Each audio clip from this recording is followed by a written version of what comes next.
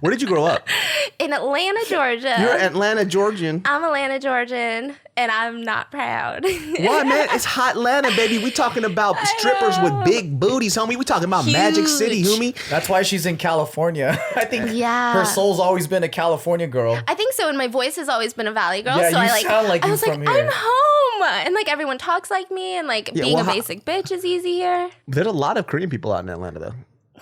Yeah, which is why I didn't love Atlanta. But you moved to LA, bitch. The fuck? There's There's a fuck ton of Koreans here too. You know what it is about Atlanta? The area that I grew up in was such a secluded area, and I grew up in such a community that was very opposing anything that wasn't like them. Oh, And then so Sounds like a bunch of Korean people to me. Yeah, and so like Yeah. last month I went to Atlanta. Oh my God, was it last month? I could not, like I was shaking in Atlanta. Why?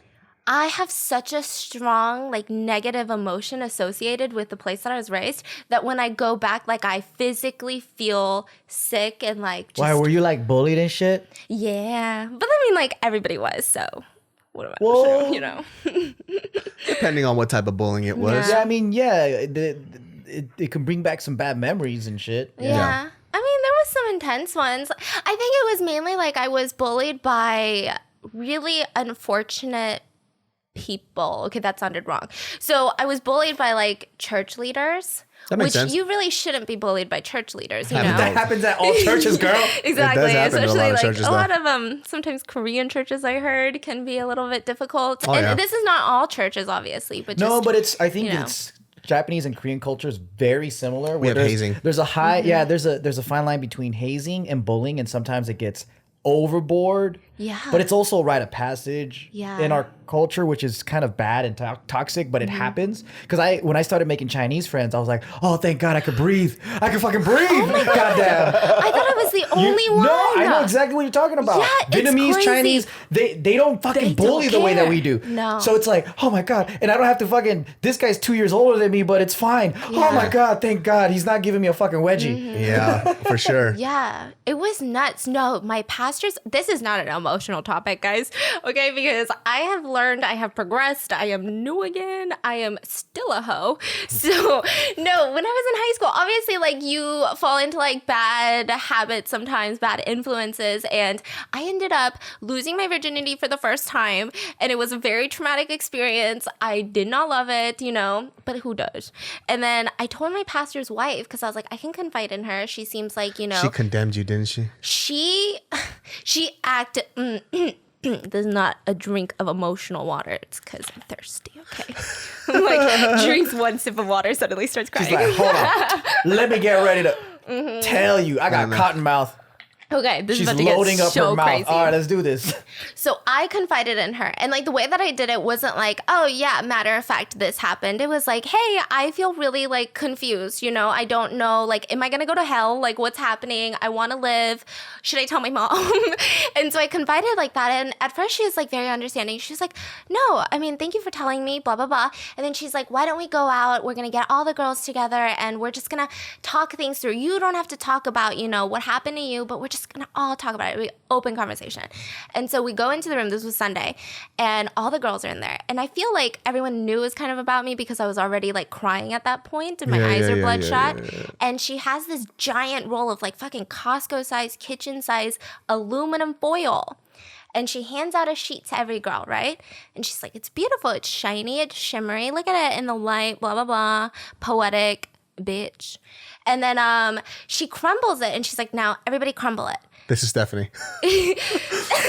Yeah, she's like, crumble it. And so I crumbled mine. Everybody's crumbling theirs. And then she goes, okay, now try to get it back to where it was. And then so we're all unfolding it. We're doing that thing against like the tables where we're trying to like, yeah. And then she's like, it'll never be the same. That's your virginity taken away. Pretty much. What and a I was bitch. like, you know what? You little thoughty ass hoe. I'm sorry, just kidding. She was probably not a thought. She probably was, though. Yeah, but that is so rude. And how old were you? I was in high school. So she was making an example out of you. Yeah, She was and everyone knew. And guess what, everyone? One of us here is a crumbled ass piece of foil. Yeah. You know what, the fucking crazy thing about that shit is like, you guys have to realize, like, I grew up in a church. My father's a pastor. I was a youth minister. Oh yeah. There are so many people, and this is not to represent the whole religion. I don't like doing blanket statements like that. Yeah. But what happens with a lot of individuals is like, they are pieces of trash themselves. So they have to try to bring somebody else down to make them feel better about themselves. How Christian-like. That's what I'm saying. And it happens a lot in churches too, because there's this, Not Christ-like. it's this whole fear of like, they almost want to highlight somebody else's shame to hide theirs, right? So, and I guarantee you too, like, dude, there were so many people that went to church just for fucking pussy, man. Like, I'm telling you, man, straight up, dude, there was a bunch of fucking thugs that came to church because they wanted to fuck every church girl, and guess what? They fucked them. But these were the same fucking girls that were there at every Bible study talking about, I'm still a fucking virgin. I said, bitch, I saw a picture of you sucking his dick.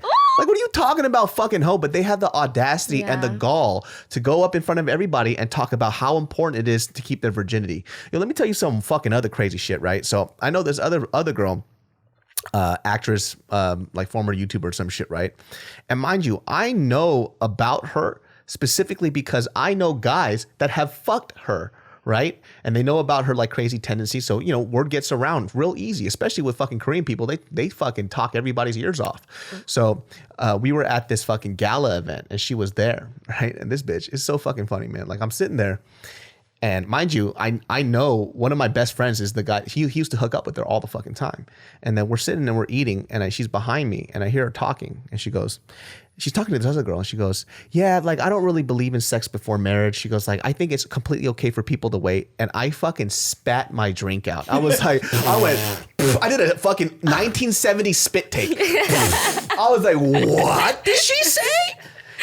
And the funny thing is that girl never asked her if she was a virgin. She just voluntarily put that information out. She goes, oh, I'm a virgin. Bitch ass fucking hoe. Nobody asked you with your loose ass pussy. Like, nobody So fucking. weird. But I'm saying, like, and she is like one of those holier than thou people, talks about, oh man, I'm this church leader. I love doing praise because I want to put God first. It's like, yo, man, you could say whatever you want, and if you really are Christian and you do believe that God is really this omnipotent being, you could lie to everybody in this world, but you ain't lying to God. So what's the whole point? Bitches be crazy. Though I'm telling you, man, Crazy. yo, I can't believe she actually did that. You know what? To be honest with you, it's kind of funny. It's funny because she had to literally pull out. She had to pull out a fucking foil from the kitchen.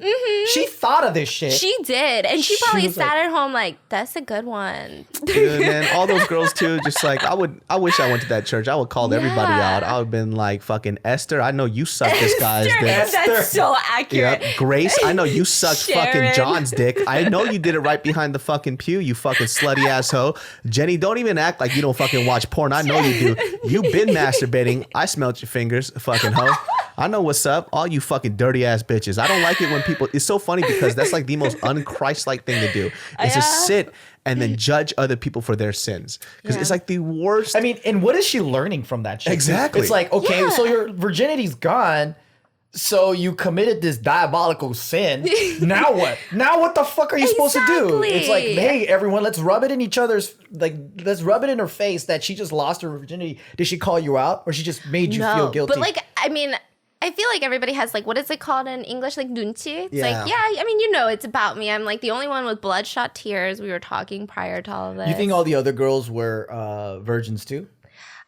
Well, I know No, they some weren't. of them weren't, but Exactly. yeah. I would have called everybody out. I was like, why is your aluminum foil not crumpled, bitch? And were they all afterwards? Was there a point? Like, did they get together and talk about their losing the virginity or anything? It was just like symbolism. Yeah, it was like symbolism. You are crumbled, spoiled. Yeah, That's all you are. That's so funny because even that right there is very un-Christian-like. Yeah. There's nothing in the Bible that says that once you're tainted, God will never love you. So what in the fuck are you talking about, bitch? You are going to be the first person to go to hell, and God's gonna have a fucking piece of aluminum foil, and he's gonna pass it to your Korean ass, and he's gonna be like, crumple it, my child. That's you. And he's gonna throw it down a fucking wastebasket that goes straight to hell, and she's gonna go right there too. That's kind of. It's so funny that she had to. She was thinking so hard for what symbolism works, and she came out with foil. It's kind of genius. It is is genius because it did stick with me for a hot second. And I completely went, I mean, I don't know if she did this on purpose. I mean, you like have to know, right? But like I completely after that, I was like, done with church. I was like, I'm gonna go hang out with these kids who are like the opposite of church. But then the funny thing is like, I'm sitting there. Okay, what are we doing here? Crumbling the foil. Okay, we're trying to get it back to normal. Like, and then she goes, "That's your virginity." Oh fuck, man! I wouldn't even do this if this is what you were gonna do. Yeah, you should have told me, dude. Pranked me, dude. Yeah. Was she married? Yeah, she was. She's cheating on. She's cheating with the on us. pastor. Yeah, she's the cheating pastor's on us. wife. Well, that pastor's also going to hell too. Yeah, she's completely cheating. That I know it. Those are yeah. And it sucks. That's a Jezebel way of doing things. Jezebel. That sucks too. That you actually trusted her enough to confide in her, and she fucking threw it in your face That's like some that. backstabbery. You right fucking there. cuntbag. I hope you're watching this right now. If I ever fucking see you in the middle of the street, I'm kicking you in your pussy.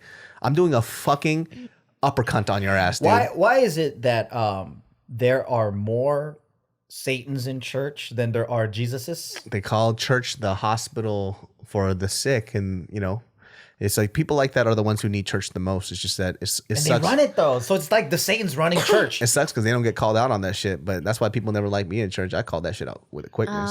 I'd be shit. like, you don't do that shit. Like, I think that's one of the reasons why I left the church too, because I loved going there, seeing my friends, eating like. But the way that they were bullying my mom, Your mom.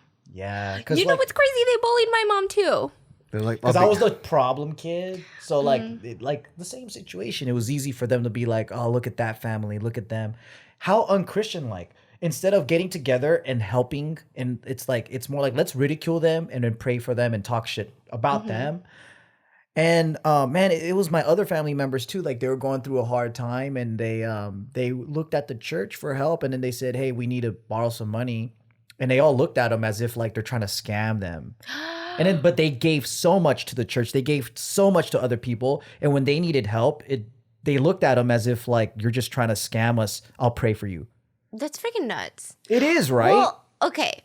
On the topic of borrowing money, have you guys ever lent friends money? I don't believe in lending money. I believe that my friends should suffer. No, that's not what it is. I don't. Yeah, I've done it. I don't lend money. I give money. So like what I mean by that is that my father always told me since I was younger. He goes, if you have enough money and you're financially stable enough to give somebody money, that means you're also financially stable enough not to ask for it back. So if you're in a situation where you can How Christian like. if you're in a situation where you give money and then you're worried about your own savings account, don't give that money out in the first place. He goes, just tell them that you can't help them out. But if you can give it out, that means that you are acknowledging the choice that you may never see that money again, because it makes friendship weird. Yeah. So No, I want it to be weird. You want that uncomfortableness. No, I like it. You know why? Tell me more. Okay, so check this out. I used to fucking test people all the time because I wanted to see their character. I love seeing people's true character, right? So like if people ask me for money, I keep tabs. I want to make sure that this person is honorable. Or else, why am I spending time being this person's friend? So you have like a whole ass booklet of like